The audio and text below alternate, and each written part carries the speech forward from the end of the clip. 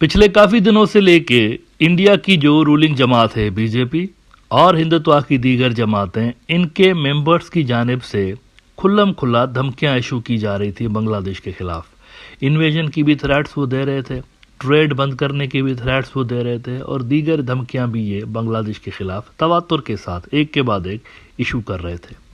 और ये खोखली धमकियां नहीं थी। पिछले दिनों हमने देखा कि किस तरह से कोलकाता के अंदर बांग्लादेश के हाई कमीशन के ऊपर हमला करने की कोशिश की गई। बहुत बड़ी तादाद में जत्था बना के तो इंडिया की रूलिंग जमात से एफिलिएटेड जो ग्रुप्स थे वो वहाँ पर आए और उन्होंने हमला किया। एक पुलिस वाला उस हमले के अंदर जख्मी भी हुआ और हरास करने की कोशिश की गई हमले को। इस वाक़े के बाद बांग्लादेश ने बड़ा कंसर्न जाहिर किया और इंडिया को कहा कि हमारे जो मिशन है वहाँ पर, हमारी जो वहाँ पर एम्बेसीज हैं, उनको प्रोटेक्ट करिए, ये आपकी रिस्पॉन्सिबिलिटी है। अच्छा, पहले ये जान लीजिए, ये जानना बड़ा ज़रूरी है, ये जो एम्बेसीज होती है ना, हाई कमीशंस जो होते हैं, ये उसी मुल्क का हिस्सा कंसिडर किए जाते हैं। यानी अगर बांग्लादेश की एम्बेसी अगर इंडिया के अंदर मौजूद है ना, तो वो बांग्लादेश है, असल में वो बांग्लादेश का हिस्सा है। उसके अंदर जो लॉज अप्लाई होते हैं वो बांग्लादेश के अप्लाई होते हैं, इंडिया के अप्लाई नहीं होते। इसी तरह से जो इंडिया की एम्बेसीज होंगी किसी दूसरे मुल्क के अंदर, तो वो इंडिया समझा जाएगा। इवन अगर पाकिस्तान के अंदर भी जो इंडिया की एम्बेसी है तो यूँ समझे कि वो बेसिकली इंडिया है। उसके अंदर आप देखें, अगर 15 अगस्त है, इंडिया का नेशनल डे है, तो पाकिस्तान में तो नहीं मनाया जाता, लेकिन एम्बेसी के अंदर मनाया जाएगा क्योंकि वो इंडिया के लॉज वहां पर अप्लाई होते हैं। एम्बेसी के ऊपर हमला असल में मुल्क की टेरिटरी के ऊपर हमला कंसीडर किया जाता है, सॉवरेनिटी के ऊपर हमला कंसीडर किया जाता है। ये एक ग्लोबली एक्सेप्टेड प्रैक्टिस आप समझे कि है दुनिया के अंदर। अब बांग्लादेश ने कई मरतबा इंडिया को कहा कि हमारे जो डिप्लोमेट्स हैं वो इनसिक्योर फील कर रहे हैं, हमारे जो एम्बेसीज हैं उसको सिक्योरिटी दें, लेकिन जानबूझ के नहीं दी गई सिक्योरिटी। और अब हुआ ये है, रिसेंट जो डेवलपमेंट हुई है, कल जत्था बना के हिंदुत्व के दहशतगर्द बहुत बड़ी तादाद में त्रिपुरा के कैपिटल अगरतला में बांग्लादेश के हाई कमीशन के बाहर जमा होते हैं। और सिर्फ बाहर जमा नहीं हुए, बाकायदा मुनज़्ज़म साजिश के साथ, प्री प्लान्ड साजिश के साथ ये अंदर घुसे। वहां पर यह भी इतलात आ रही है, तोड़ फोड़ तो हुई है, वहां पर बाकायदा झड़पें हुई हैं। ये जो आपकी अपनी स्क्रीन पर वीडियो चल रहा है, ये एम्बेसी के अंदर का वीडियो है, बांग्लादेश की जो एम्बेसी है उसके अंदर का वीडियो है। अंदर ये घुसने के बाद इन्होंने जनाब बांग्लादेश का जो वहां पर झंडा लगा हुआ था उसको उतारा, नीचे आग लगा दी। बहुत बड़ी हरकत। और कुछ लोग जो है वहां पर, यह भी इतलात आ रही है कि कुछ जो लोग वहां पर थे जिनका ताल्लुक एम्बेसी से था, उनके साथ भी बदतमीजी की गई और उनके साथ वो हाथापाई भी, कहा जा रहा है कि उसकी भी रिपोर्ट्स आ रही हैं कि वो भी हुई है, हाथापाई भी हुई है। अब ये बहुत बड़ा हमला है बांग्लादेश की सोवरेनिटी के ऊपर, बहुत बड़ा हमला और मुनज़्ज़म हमला है, जानबूझ के कराया गया है। कोलकाता के अंदर जो कुछ भी हुआ उसका बड़ा पॉजिटिव इम्पैक्ट नरेंद्र मोदी की पॉलिटिक्स के ऊपर पड़ा और वहां पर जो हिंदुत्व का इसका हार्डलाइनर वोट वैसे वो बड़ा खुश हुए इस पे। तो उसके बाद ये दूसरी हरकत की गई है। द हिंदू ने रिपोर्ट किया है, protesters barge into Bangladesh mission in Agartala, pull down flag, external affair ministry express regret over the incident in Tripura capital, says government is taking action to step up security arrangements at Bangladesh mission in India, Dhaka says the breach has left its personnel with sense of insecurity. अच्छा, यहां पर अब 2 minute रुक जाइए जरा। पहले तो हम ये देखने की कोशिश करते हैं कि हमला करवाया किसने। क्या ये ऐसे ही चंद मुजाहिरीन आए, वो बेकाबू हो गए और अंदर घुस गए? ऐसा नहीं है। ये प्री प्लान था, वेल प्लान था, पहले से ही प्लान करके आए हुए थे और पुलिस को भी गालिबन पता था। क्योंकि वीडियो देखिए, ये देखिए जरा, पुलिस वाले खड़े हुए, क्या कोई रेजिस्टेंस आपको नजर आ रही है? पुलिस की तरफ से जेन्युइन रेजिस्टेंस नहीं नजर आ रही, इनको काबू करने की जेन्युइन रेजिस्टेंस नजर नहीं आ रही, साफ तौर पर नजर आ रहा है, देखिए जरा। दूसरी बात, ये लोग कौन है?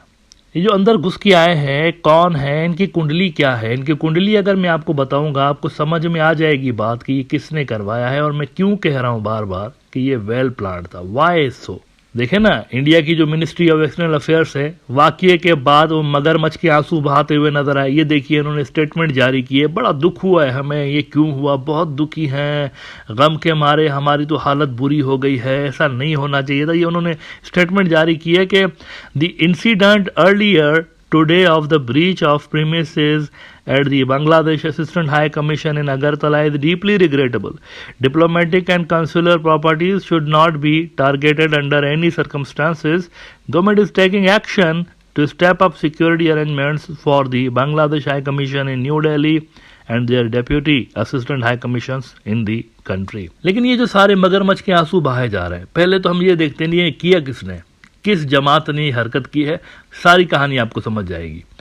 देखिए, इंडिया के अंदर आप मुख्तलिफ हिंदुत्व की जमातों के नाम सुनते होंगे, बजरंग दल, VHP, BJP वगैरह वगैरह, लेकिन एक ब्रॉडर टर्म है असल में जिसे कहते हैं संघ परिवार। ये इसको समझने की ज़रूरत है, इस इंसिडेंट से सारा लिंक्ड है। संघ परिवार का मतलब है the family of RSS। RSS ऊपर बड़ी जमात है जिसका हेड है मोहन भागवत, उसके अंडे बच्चे हैं असल में, उसकी औलादें हैं, BJP भी उसकी औलाद है, BJP RSS का हिस्सा है, RSS की पॉलिटिकल विंग है। इसी तरह से RSS यानी संघ परिवार का एक हिस्सा है जिसे कहते हैं विश्व हिंदू परिषद, VHP। VHP इज RSS, ये उसका हिस्सा है VHP। अब VHP के अंडर में एक तंजीम और आती है जिसका नाम है हिंदू संघर्ष समिति, HSS।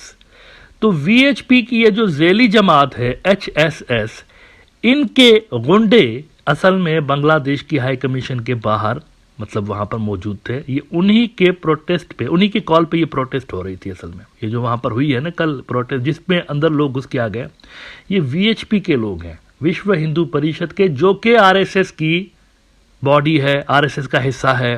तो ये RSS के लोगों ने किया है। RSS इज एक्चुअली गवर्नमेंट, यानी इंडिया के ऊपर जो असल में हुकूमत है वो RSS की है, BJP उसकी पॉलिटिकल विंग है। ये सरकारी सतह पर हुआ है एक्चुअली, ये ऐसे आइसोलेटेड वाकया नहीं है। जिन लोगों ने किया है वो डायरेक्टली या इनडायरेक्टली हुकूमत से जुड़े हुए। This is the point. अच्छा, इस चीज को मजीद एक्सप्लेन करने से पहले मैं रेफरेंस आपके साथ शेयर करूंगा क्योंकि ये बड़ा ज़रूरी है, सेंसिटिव वाकया है, बहुत बड़ा वाकया है, तो रेफरेंस लगाना ज़रूरी है।